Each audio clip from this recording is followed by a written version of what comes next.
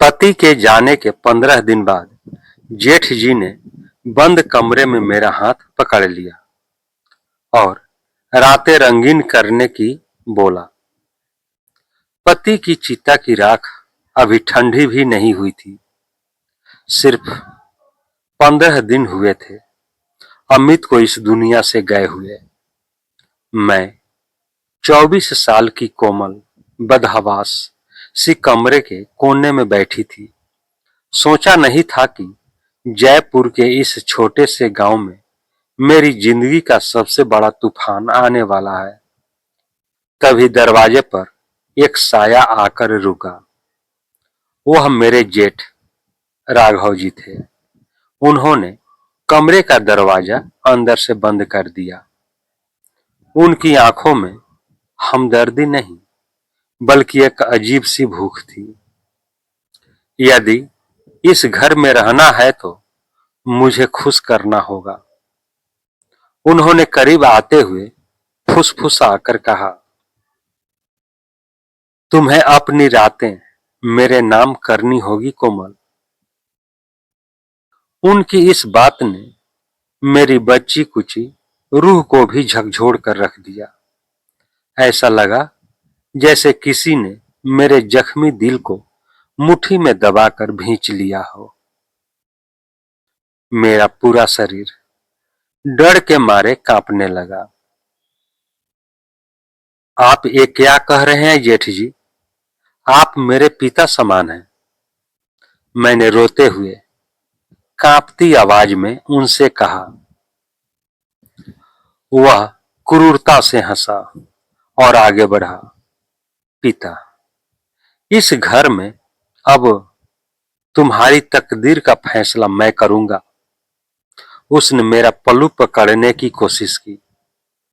मैंने पूरी ताकत से उसे पीछे धकेला और दरवाजे की तरफ भागी। लेकिन मुझे नहीं पता था कि असली घिनौना सच अभी सामने आना बाकी था। मैं भागकर सीधे अपनी सास के कमरे में गई। मुझे लगा कि एक औरत ही दूसरी औरत का दर्द समझ पाएगी। माँ जी, देखिए जेठ जी ने मेरे साथ क्या करने की कोशिश की। मैंने रोते हुए सास के पैर पकड़ लिए। सास ने धीमे से अपनी चाय का कप टेबल पर रखा। उनकी आंखों में मेरे लिए कोई आंसू नहीं था, सिर्फ एक ठंडा सन्नाटा था। राघव जो कह रहा है वही इस घर का नियम है कोमल, सास ने बेरुखी से कहा।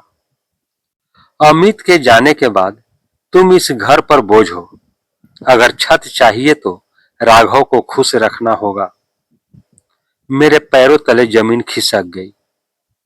जिस ससुराल को मैं अपना मानती थी वह भेड़ियों का डेरा निकला। मैंने समझ लिया था कि रोने और गिड़गिड़ाने से यह जंग नहीं जीती जा सकती। मैंने अपने आंसू पोंछे और अपनी नजरें ऊपर उठाई। ठीक है, मुझे 2 दिन का वक्त चाहिए, मैंने गहरी सांस लेते हुए कहा। राघव के चेहरे पर एक कमीनी मुस्कान आ गई। उसे लगा वह जीत गया। लेकिन वह यह नहीं जानता था कि एक शांत दिखने वाली नदी जब रूप बदलती है तो तबाही लाती है।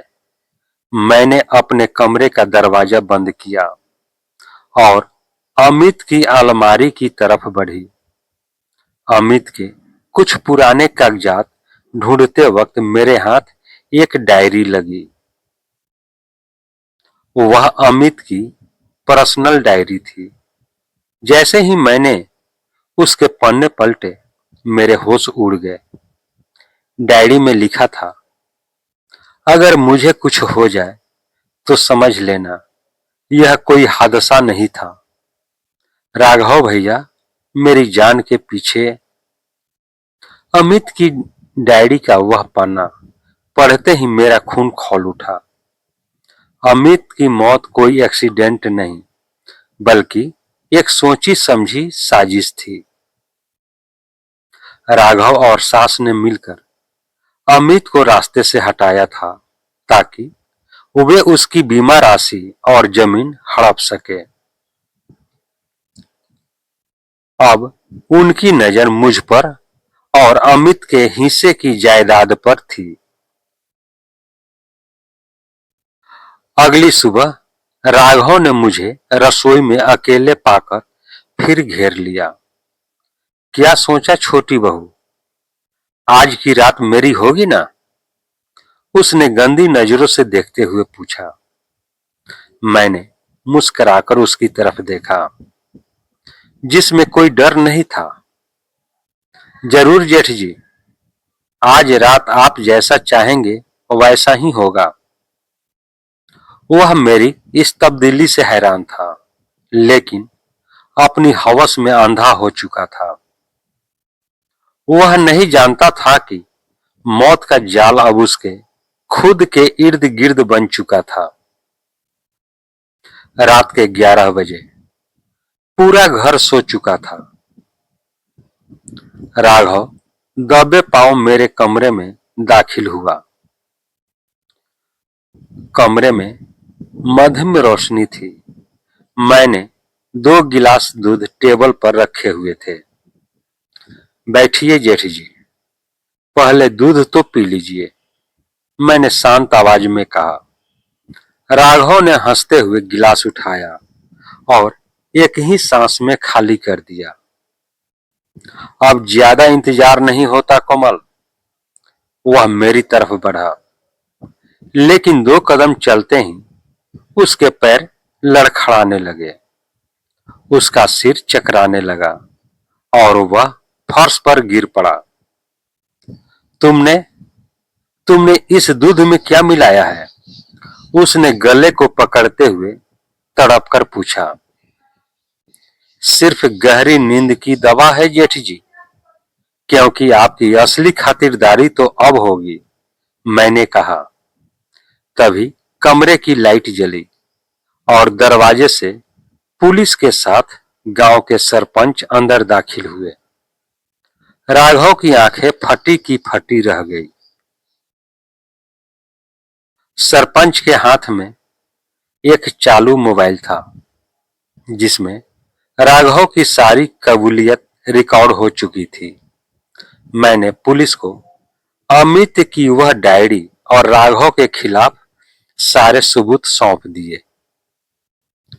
चीखने चिल्लाने की आवाज सुनकर सास भी दौड़ती हुई आई, लेकिन पुलिस ने दोनों के हाथों में हथकड़ियां पहना दी।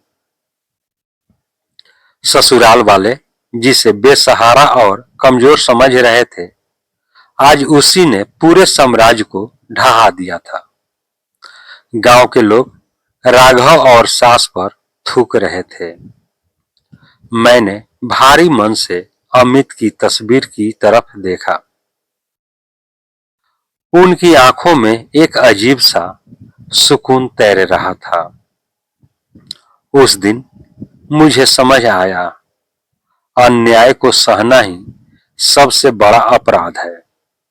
जब औरत अपने आत्मसम्मान पर आती है तो वह दुर्गा बन जाती है। दोस्तों, यह कहानी आपको कैसी लगी? कहानी को लाइक करें, शेयर करें। चैनल पर नए हैं तो चैनल को सब्सक्राइब कर लें, बेल आइकन का बटन दबा दें कि आपको इस तरह की कहानियां मिलती रहे। अब हम लोग अगले वीडियो में मिलेंगे, तब तक के लिए जय हिंद, जय भारत।